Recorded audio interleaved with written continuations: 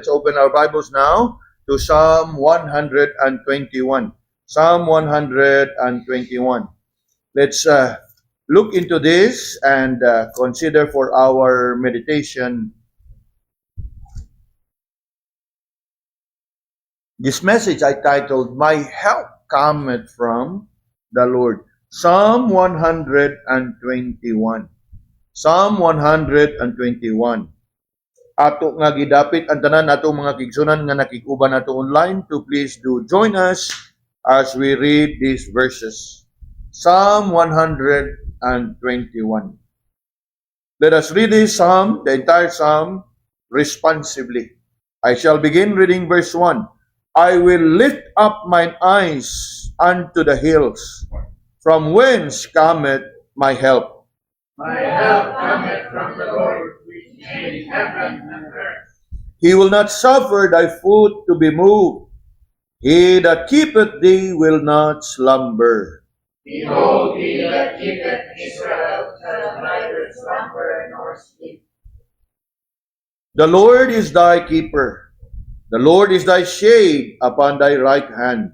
The sun shall not smite thee by day, or the moon by night. The Lord shall preserve thee from all evil. He shall preserve thy soul. The Lord shall preserve thy going out and thy coming in from this time forth and forevermore. Meaning kagabion mga kaigsunan, I want to look at this very familiar psalm. A very familiar psalm to many of us, and consider this message I titled, My Help Cometh from the Lord. My help cometh from the Lord. You know, sa ato ang kinabuhi, I believe nga kitang tanan we are aware of our basic needs. And when we think about basic needs, we think of what? Food, shelter, clothing, ingon pa ang uban, security. What else? Kanang gitawag ba nato og basic needs yun nato ba? Security within the family, that sense of belongingness, that sense of comfort and assurance that you are being cared for. I'm sure we're familiar with this. Apan may usa nga panginahanglanon nato nga murag wa gyud nato wa gyud ta ka-realize o wa gyud ta kaamgo nga kinahanglan basic needs nato. And you know what it is? Our basic need for health. Kinsa ka nato makaingon nga di ka manginalabtabang? Kinsa ka nato makapanghambog nga kaya na ko tanan di ko manginahanglan og tabang. Brother JP. Di ba no? Yes. While we are familiar and we are established in the fact na basic needs, what? Shelter, food, education, clothes, everything. It is a fact. Pero nay usa ka basic needs sa tao, pero wa gyud makarealize ang tao nga basic yun na nga panginahanglanon. And what is that need? Our need for health. Kay wa gini bisang usa ka tawo nga makaingon nga dili ko manginahanglan og tabang. Kay gani magpakapiki mingonon tabang mga silingan. Di ba tinuod? And that is one, in fact I would say, the most basic need. Our need for help. And as I have said, one thing that is inevitable sa ato ang kinabuhi is that of our need for help. Regardless of how you call it, some people would call it assistance. Some people would call it aid, hinabang. Some people would call it support. But I think the most basic word for it is what? Help.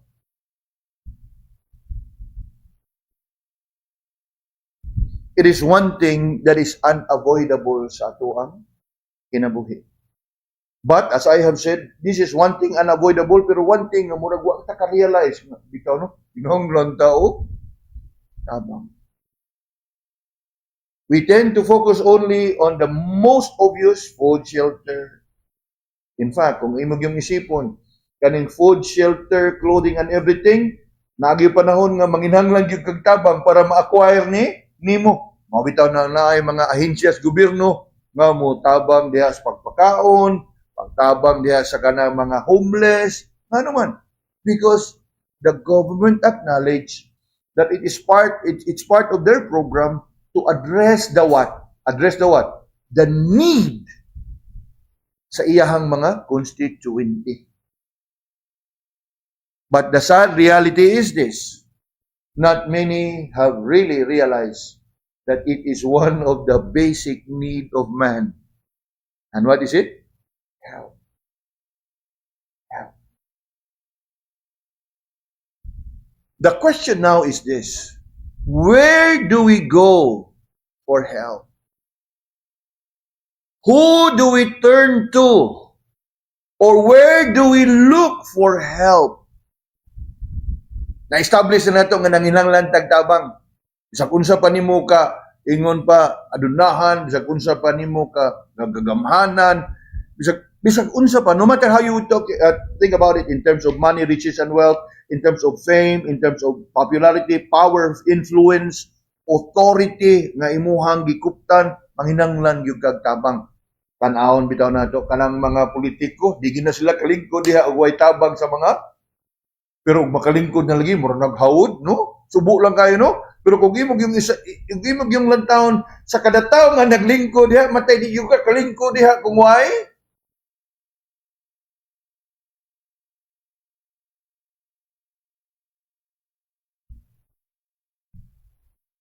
Who do we turn to? Where do we look for help? Yes, we can turn to our families, our loved ones. Mo gyud gitawag nato the first line, no? Ang first line gyud nato, ang immediate nato kadangpan ato ang pamilya. Ug ako nagtuo nga bisan pa man sa kalisod sa pamilya, bisan pa man sa kawaton sa pamilya, regardless of unsa estado kahimtang sa pamilya, family will always be family. Pero ato ang sayron mga kaigsunan na yes, there will be times nga bisan pa man og magtapok ang tibok pamilya, na ay mga panahon nga dili igo ang ilahang tabang. Then we can think of our friends. There are just friends that who sticks with us as a more than a brother. Nga dukot sad nimo o mununot gyud nimo o butabang gyud nimo. But then again, we should be reminded nga kana sila, samtang makatabang na sila, tao gihapon na sila, na ay limitasyon. In fact, at times, there are people who are able to help, but they are not willing to help. Napoy uban, they are willing to help, but they are not able. Okay, gunahan ta kumutabang nimo, Brad, pero wa mo gyud ikatabang sad nimo. Ang uban sad mingon nga mutabang ko nimo kung naa. You know, able but not willing. Unya ang uban willing, ug sa tuwa pala sa una sa karaan napatas kalibutan hunahuna na gid ako. Yes, naay mga tao nga naay kapasidad nga mutabang pero way kasing-kasing para mo tabang. Napoy uban nga dako kay kasing-kasing mutabang pero dili ba capable? Why resources and everything? So, where do we run for help? Who do we look for help? Yes, we can run to our families and loved ones, our friends. We can turn to the church, to the community, or perhaps we can run towards the government. Kaya naa yung mga ahensya nga gitukod paraan ang mga gitawag nato gani karon og mga ayuda, mga medical assistance or social or financial assistance. Nagkalain-lain nga mga ahensya. And yes, We are not undermining sa ilahang serbisyo nga nahatag sa tao. They sure can help, but their help is only to a certain extent na ay kinutuban. The good thing is, kanato nga mga Kristohanon, samtang mapasalamaton tatanan ato mga tabang, ato kadaganan, mga tao nga kadangpan o mga saligan, malauman, over and above all these people, we have the Lord as our help. Unya, kung ang imuha bitang tabang naagikan sa Ginoo, murag di gyud ka mapakyas o di gyud ka pakyason sa Ginoo. Kaya nga naman, ang atong Ginoo walay imposible diha kaniya. Hinumdum mo, sa panahon sa katawhan sa Israel, ubos sa pagdumala ni Moses, nga diin, gigukod sila sa mga sundalo sa Ehipto, kunya naa sila gatubang sa dagat, wa na gyud. Nagtuo na gyud sila, nga dito na gyud sila matay. And yet the Lord made a way for them. Remember? They were able to cross.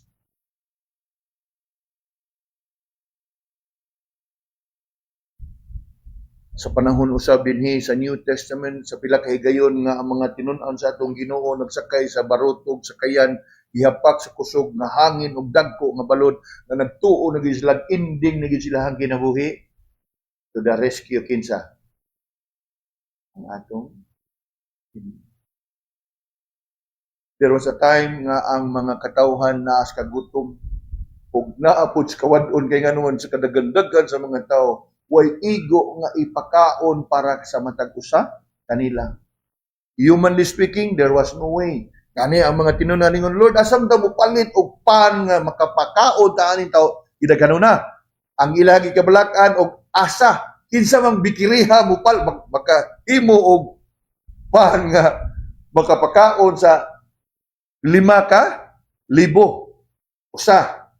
Ang ikaduha, ug naa man ganay magbikiri nga mohimo asa sa tagkwarta palit. Now, dili ba mao gyapon ay giatubang nato karon sa kada adlaw? Problema sa provision, problema sa pagkaon, panginahanglanon sa kada adlaw.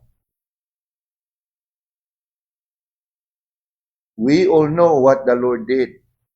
Kaliwa sa maong kahimtang ug krisis, the Lord perform a miracle.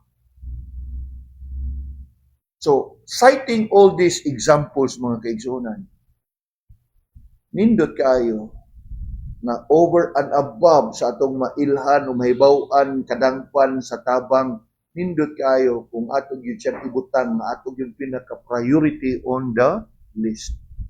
Ang atong tabang una sa tanan magagikan gayud ngadto sa Ginoo. Yes, there are many that we can think of, persons, people, companies, communities, even the government as a source of help. But tonight, I want us to consider the confident declaration of the psalmist here in Psalm 121 when he said, "My help cometh from the Lord." My help cometh from the Lord. Psalm 121, mga kaigsunan, is a psalm of degrees. No? It is a psalm of degrees. In your Bibles, na siguro makita niyo da, a song or degrees or a psalm of degrees. It is oftentimes referred to as a pilgrim's psalm. Pilgrim's psalm in a sense that the people of God, every time they go up to Jerusalem, these are the psalms that they will either recite or sing. Nga ilahang nga pamalandungan ang kaayo sa Ginoo diha sa ilahang kinabuhi. Unya, one of the most popular nga tema nga ilahang pamalandungan every time they go up to Jerusalem is the goodness of the Lord and the Lord being their help. And so, as we think about what the psalmist here declared, my help cometh from the Lord, it should comfort our hearts. Kaya nga naman, sama sa gasuwat ani nga salmo, kita usab mga anak sa Ginoo. Nga taliwa sa ato ang giatubang sa kinabuhi. Mas maayo alang kanato nga atong ibutang atong pagtuo pagsalig ug ang atong paglaom diha sa Ginoo nga maoy magtabang kanato. I'm sure you have heard this statement. God helps those who help themselves. O sa Binisaya, palihog tao kahit abangan, tika. Now, whether it is biblical or not, sige na lang.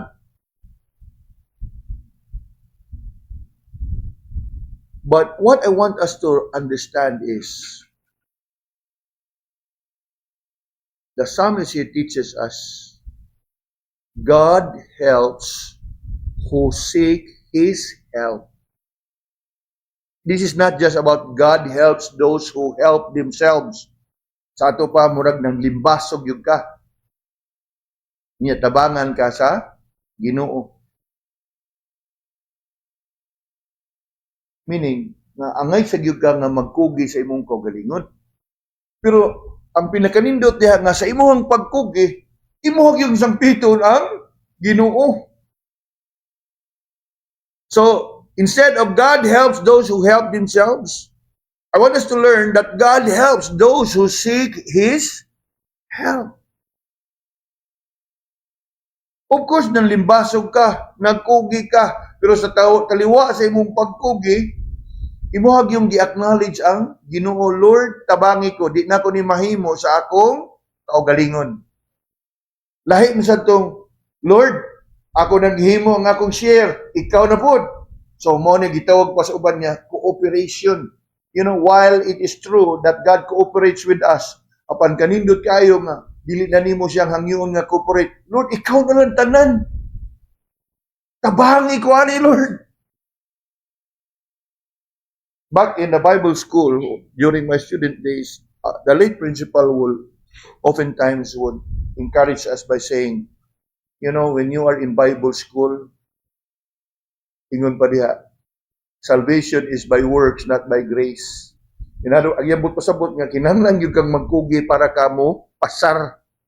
Dili kayo magpakyut-kyut lang sa mga maestro, nga mo pasar ka. No? Ang atong kaluwasan is by grace, not by works. But in Bible school, it's by works, not by grace. Mo kana nga, ang amo pong principal kaniya, tuningon siya, self-help with God's help is the best help. Self-help with God's help is the best help. But then again, taliwa nining tanan, tonight's meditation encourages us in this truth that God helps those who seek His help. Ug mao na atong makita dinhi nining kagabion as we look into this Psalm 121. Look with me at verse 1 and notice the psalmist composure. Mingon gani kag composure ang iyahang attitude, ang iyahang conduct in regard sa ikahimtang sa iyahang kinabuhi. Look with me at the psalmist composure in the Lord as the source of help. Verse 1, nagaingon, I will lift up mine eyes unto the hills, from whence cometh my help. You know, more often than not, when we are in the midst of trouble, when we are in the midst of the struggle, when facing difficulties in life, oftentimes our composure is more of downcast. Downcast. Bugat kayo, huy-huy ang abaga, and we always look down. Downcast, discouraged. We look down. That's a common composure. Now, posture is more on the physical. Composure involves your attitude, your mindset, ang imong panglantaw. Huy-huy ang abaga, bugat kay ilakaw, lakoy kayo, unya, puro, gano'n na itang gadungo. while others may have the ability to bring their heads up. Kaya mao man na, in the world, you're being taught, always put your head up. Chin up, chin up. Cheer up, cheer up. You know, all this pep talk, all this motivational talk. Bring your head up, and they look around. Ganiha, we're talking about when in the midst of trouble, we oftentimes look down because we are downcast, discouraged, depressed. Others, they may be able to bring their heads up or chin up and cheer up, and they look around kung kinsay madampa nila para makatabang. Look down, others look around, apan kanato nga Kristohanon, mga kaigsunan. You don't have to look down, no, you look around. All you need is to look up. That's the word there. I will lift up. Lift up what? How do you lift up? You look up. Lift up mine eyes unto the hills. Now, the word there, unto the hills, wala pasabot nga ngihang tabang tuas bungtod. It is actually in reference to the temple in Jerusalem. Ang templo naa sa babaw sa bungtod sa Jerusalem. Nga diin maog ilahang tultulon og tan-aw ang templo kay in the Old Testament times the Jewish people know that God's presence is there in the temple in Jerusalem. And that is the psalmist composure. His composure in the Lord being the source of help. Nga naman, lantawa, verse 1 ha, I will lift up mine eyes unto the hills from whence cometh my help. While it is so common for people to be downcast and always having their heads down and looking down, masulubon, discouraged, others may be able to bring themselves heads up, chin up, cheer up, looking around. Apan kanato nga Kristohanon, you don't have to be downcast. You don't have to be troubled. We can always learn from the psalmist that when and in times of trouble,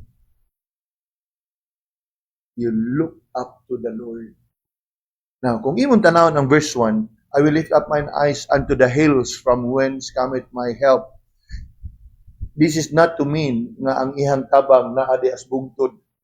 Ang iyang gipasabot dinhi nga ang iyang tabang naa diha kung kinsay naa ibabaw sa bungtod. Nga naman, come down with me to verse 2. Ingon siya diha, my help cometh from where? From the Lord. Unya, tanawa gud diha, my help cometh from the Lord, which made heaven and earth. Ato pa nga, ang ihang composure ba nga, yes, bisag unsa kadako aning problema nga akong giatubang, regardless ug unsa ning problema akong atubangon, akong idangop ni tanan ngadto sa Ginoo. This is something that we must remember. Kaniadto sa ato ang karaan kinabuhi, believe kay ta sa atong kaugalingon. Malusan ta ni, mugna ta dinhi, mugna ta dito. Di ba tinuod?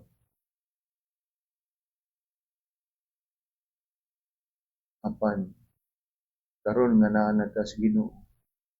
It's about time that we bring ourselves to our rightful place. And where is our rightful place? At the foot of the Lord.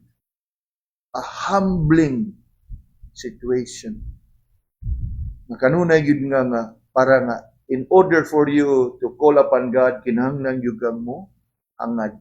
Nga naman, diin ka.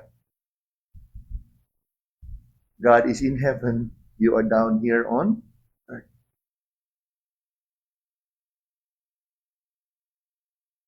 I will lift up mine eyes unto the hills. Look back sa mga panahon sa gagmay batang bata. Makalakaw bitaw diya sa medyo mga apiki nga mga lugar kakita tag-iro. Kisa ka nga na tumasagpit. Mama! Papa! Di ba? Why may lucky niya? Kisa ko na to. Di ba? Ngani, ng eskwela ta kaniya to, grade 1, primerong adlaw sa eskwelahan, naagi pirmi ang ginikanan sa pultahan. Nya kita di kita mtanaw sa maestra, Sige tagtanaw sa putahan, nung naa pa ba atong? Regardless, si mama bag, si papa, o kinsay gahatod ni mo. And that should remind us, our composure, in times of trouble, in times of danger, in times of distress, you think of no one else but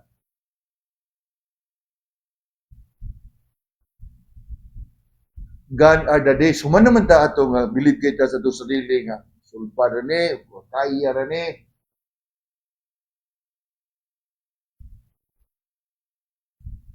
karon nga nanatas Ginoo. Maayo nga atong ibutang o ilugar na to atong kagalingon in our rightful place. Where? At the foot. As his footstool. Na every time na ato siyang sangpiton, huwag yung kailain mahimo, kung dili mo hangad yun ka. Kaya nga naman, naaraman ka sa iyahang Diyos. And that is the picture there that is being described. I will lift up. You don't look down, you don't look around, but you look up to the Lord. Because according to the psalmist, my help cometh from Him. Nagagikan ngadto kaniya ang akong tabang. Ug nya, ug ato tong gamito ng ubang word, my help cometh from the Lord. My support coming from the Lord. My assistance coming from the Lord. Wow. Dili ba na makadasig? Makadasig mga kaigsunan. And I want us to learn this by heart.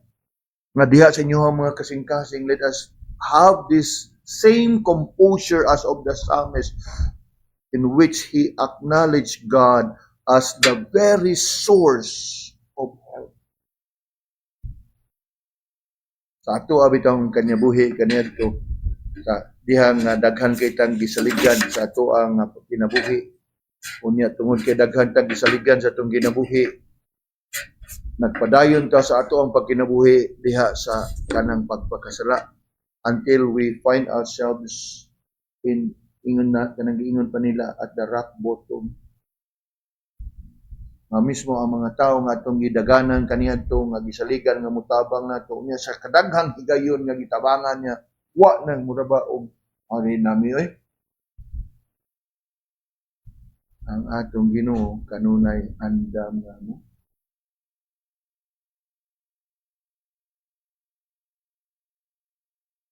Whatever you are having right now, may we all be reminded and learn from the psalmist's composure. Look up to the Lord for help. Look up to the Lord for help.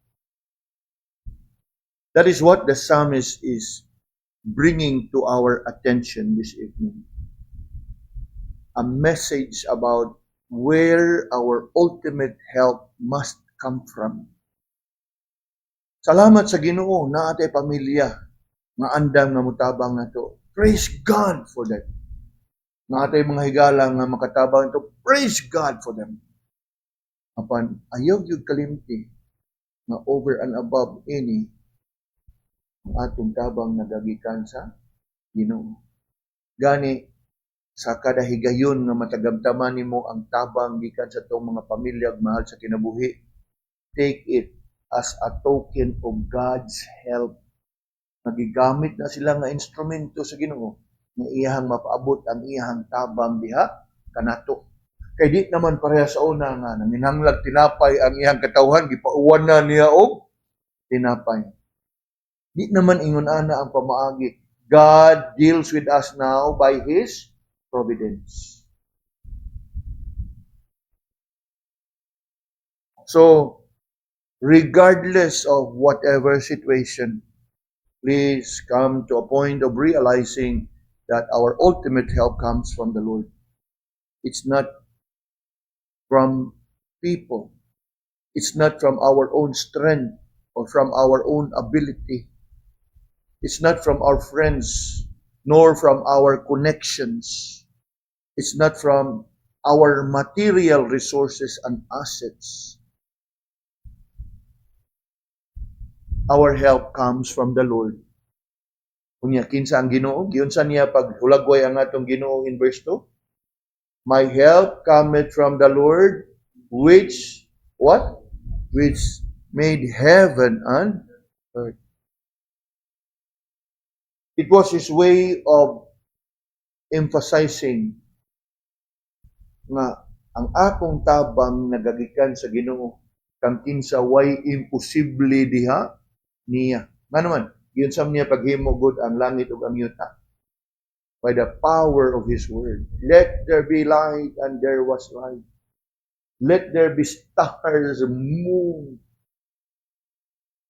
Unya, what is our problem compared to the great power of God to create all things out of nothing?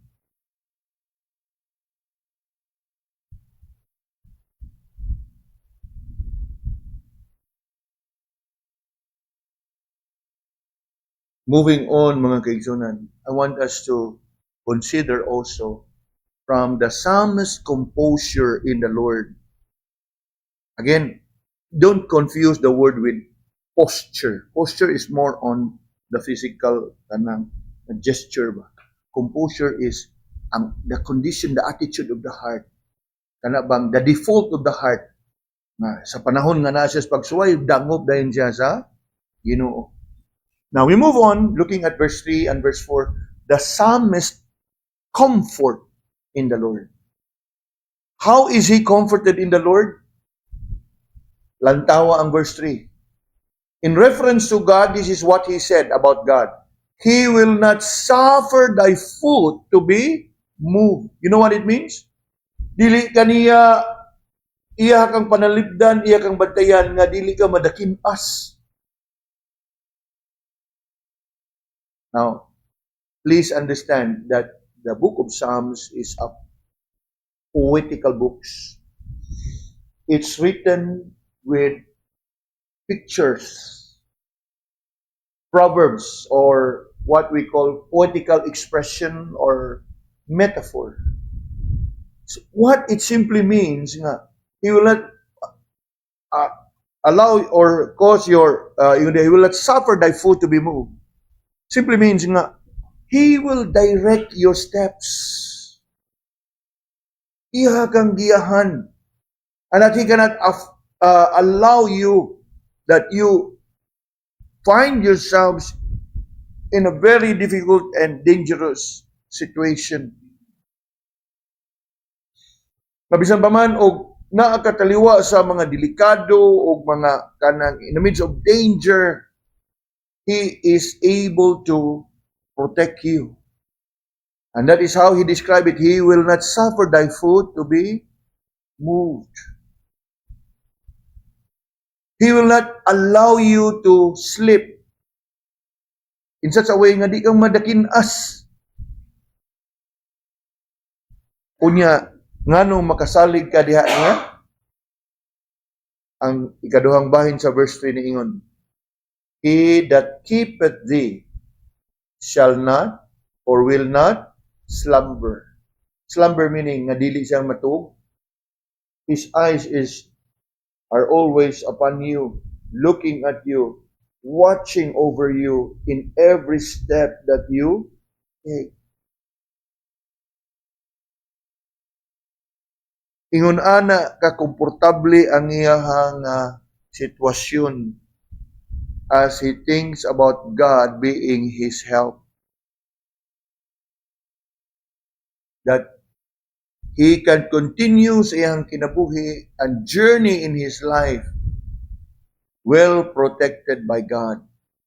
And he said it again in verse 4, Behold, he that keepeth Israel neither slumber nor sleep. O nindot kayo na mga igsoon. Kaya gani, hangtod karon og nagsubay mo sa dagan sa balita. Sa kinsa lang nasura mo atake sa Israel. Pero dalawang Israel. Nanuman.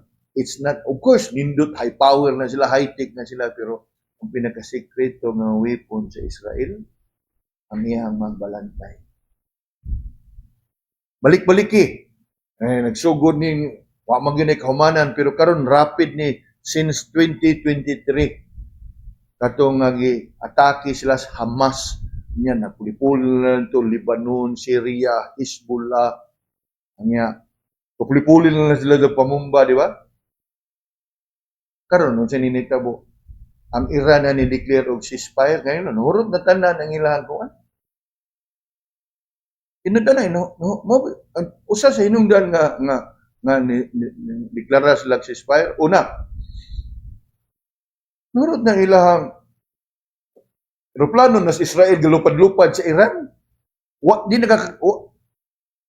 There's no such thing as dogfight, kanang dogfight nga ganang gaatbag ilang wala. Unya katong ilang mga rocket missile nga gipangpanglupad o nakapalupad sila. Nay nakasuod sa Israel. Pero sila karwa na. Ano man nahurot na magpalupad. Nga, so pa may mo na gina, tirador na lang. You be amazed. And if you are really following what is happening in the Middle East, imagine nimo we are familiar sa Pilipinas, na Chief of Staff, na ay Secretary of Defense and all this. In one day, nahurot sila kamatay tanan. Ang habilin ang ilahan lang supreme leader. Yun sa mga. That means that all along, for so long years and so long a time, ang mga operatiba na anadaan sulod sa Iran. Gahuwat na lang sa right timing. Unya, unsay right timing? Nasa usa ka adlaw, hurot ang entero cabinet sa ilahang supreme leader. Tanan nga mga general, tanan, way nabili. Imagine nimo kanato na, wa na DOJ secretary, wa na secretary of defense, wa na general sa mga army, wa na hurot. Asa na ron ang ilang kuan? Ang gali, ang katapusang balita, itago na din sa underground bunker. Unya, sa uban nga wa bay dili ba mutuo sa pulong sa Ginoo. Di sila kasabot ani. Pero karon tanawa, unsa yung giingon diya sa verse 4? Tanawa, unsa giingon diya sa verse 4? Behold, he that keepeth Israel shall neither slumber nor sleep. Of course, in the Old Testament, wa pa man ang gitawag og 24/7. Ang atong Ginoo 24, labaw pa sa 7-Eleven. 24/7 nga lantaw. Unya ningon neither slumber nor sleep, simple nga dili mo batig duka. Anaw dia gwardiya di ba magduka. Duka ang gwardiya. Di ba? Agad CCTV usahay burn out di CCTV. Ang atong Ginoo neither slumber nor.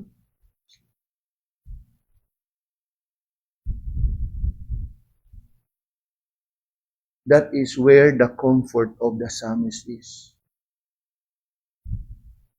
His eyes is on the sparrow, and I know he watches me.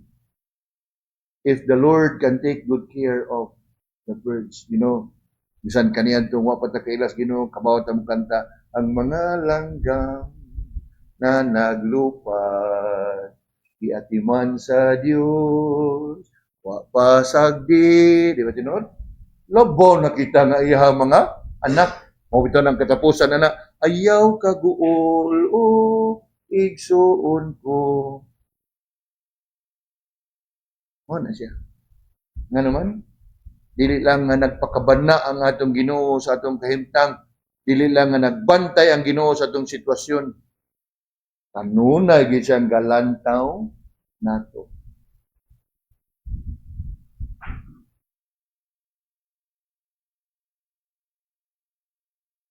That's the psalmist's comfort in the Lord. In other words, he has that comfort in the help that comes from the Lord. So, coming down to verse 5 up until verse 8.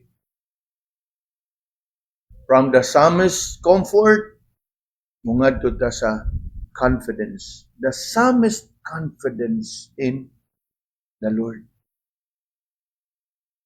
Confidence. Ano bang grabe imong kumpiyansa pagsalig sa Ginoo? Unya iya nang gihulagway sa ingon ini nga paagi. You look at verse 5, the Lord is thy keeper. Unsa man ang keeper bi? Siya imong magbalantay. He is watching over you. Keep watching over you. He is your keeper.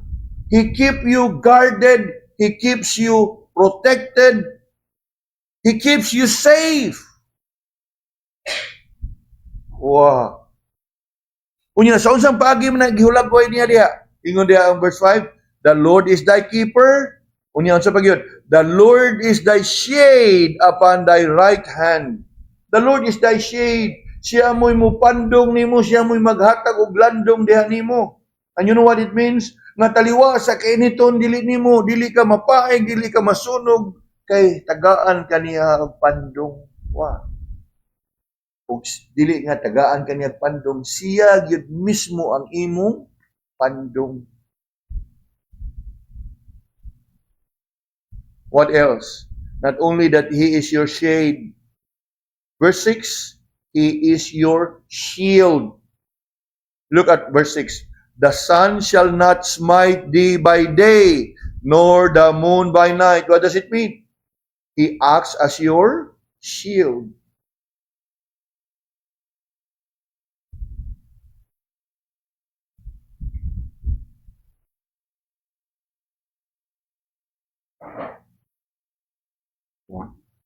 Napakatay pangitaon ug napapaghatay panginhanglanon if the Lord is our help.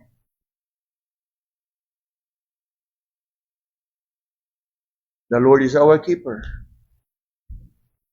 Now, verse 7. The Lord shall preserve. So, He is our keeper, our shade, our shield. Verse 7, He is our preserver. He preserves us. You know, mga kaigsunan, ano na nako nga isulti diha ninyo, but let me say it again kay Nolgi na, naataan nga sitwasyon. Tugutan ka sa Ginoo nga mahiagom sa mga balatian. Tugutan ka sa Ginoo nga mahiagom ka sa mga kalain matang sa sakit. Apan wa na magpasabot nga wa na kaatiman na sa Ginoo. Ay katuyuan siya nga mahiagom ka na. Pero kung iya pong katuyuan, nga padayon ka nga makapangalagad kaniya, kaliwa sa imong gidaladala sa imong lawas, He is able to preserve you. Nga putok nga naabay katuyuan ang Ginoo sa imong kinabuhi. Naakay balatian, pero makapadayon niya pagtugutan kaniya nga makapadayon sa pagkinabuhi o sa pagpangalagad. Look again, verse 7. The Lord shall preserve thee from all evil, and He shall preserve thy soul. Now, it refers to the Lord preserving us, keeping us safe from all evil that tends to harm us both in the body and soul. Both in the body and soul.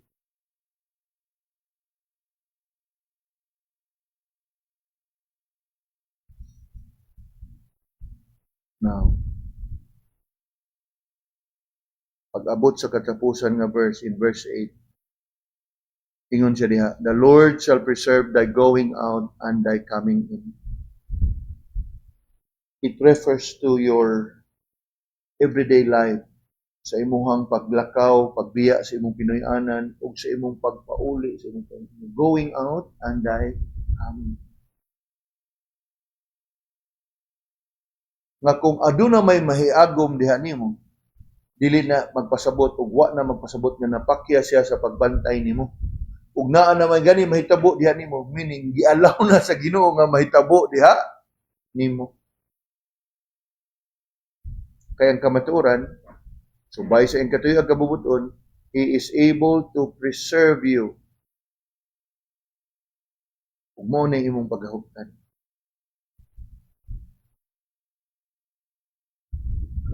Kaliwa nini nga ako nga giatubang karon. You know, daghan ang kana bang ingon pa nato. Like for one, family, ako, when I say my family, ako ang mama, ana, ingon siya nga, sige lang itag paabot ani sa resulta.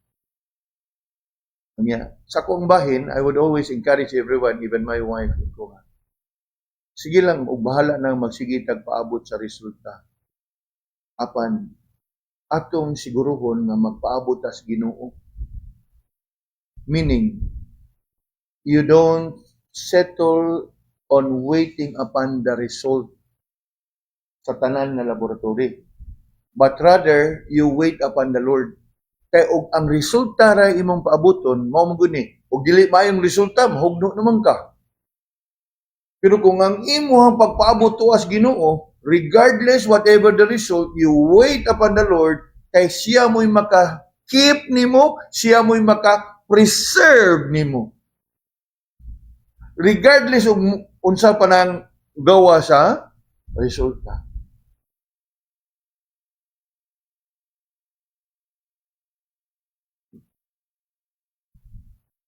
In fact, sa kining tubang nato nga mga sitwasyon, even sa kuang kahimtang, there's too many things nga makapasalamat ko sa Ginoo.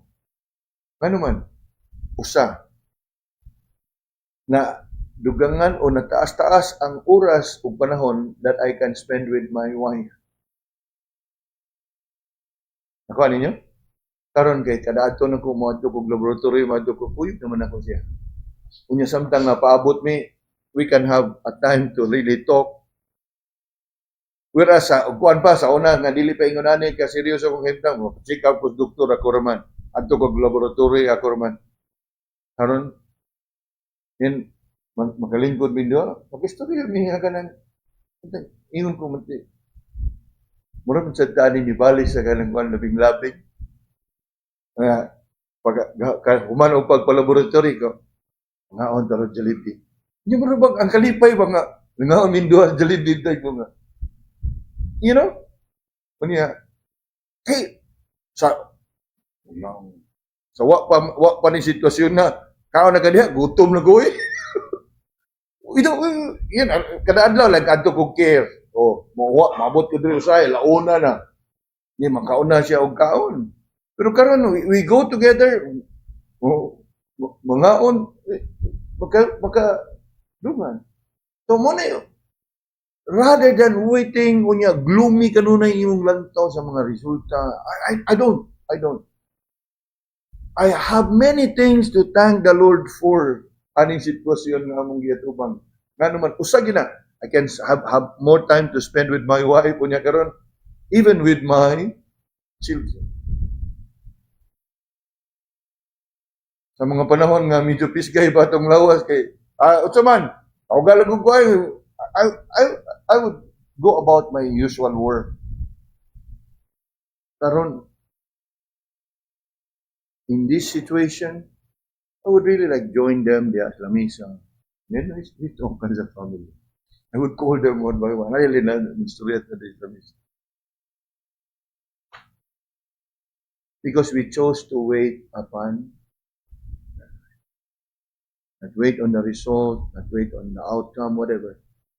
We wait upon the Lord. Nga naman, sa kasayuran o sa pagtuo, that in the midst of whatever situation or circumstances, whatever, it's not about sickness and diseases only, financial difficulties, trouble in the family, whatever situation that is bearing you down, the Lord is able to keep you. The Lord is able to preserve you.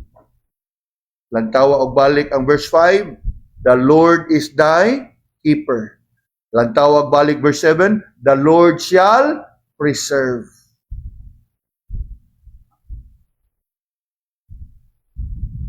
And I hope na makasabot gyud mo ba nga mingon, kumusta ka pastor? Maogyapon parehas gahapon. Maayo kaayo, ano, because I trust in the Lord. He is my help. And I am sure He is also your help. Hatong itugyan ngadto kaniya ang tanan, including the outcome. Nakana bang at the end of all this, you still can sing, it is well with my soul. not dependent on the outcome, not dependent on the result, but dependent on the plans and purposes of God. Nga naman, again, let's look at verse 8. The Lord shall preserve thy going out and thy coming in from this time forth and even forevermore.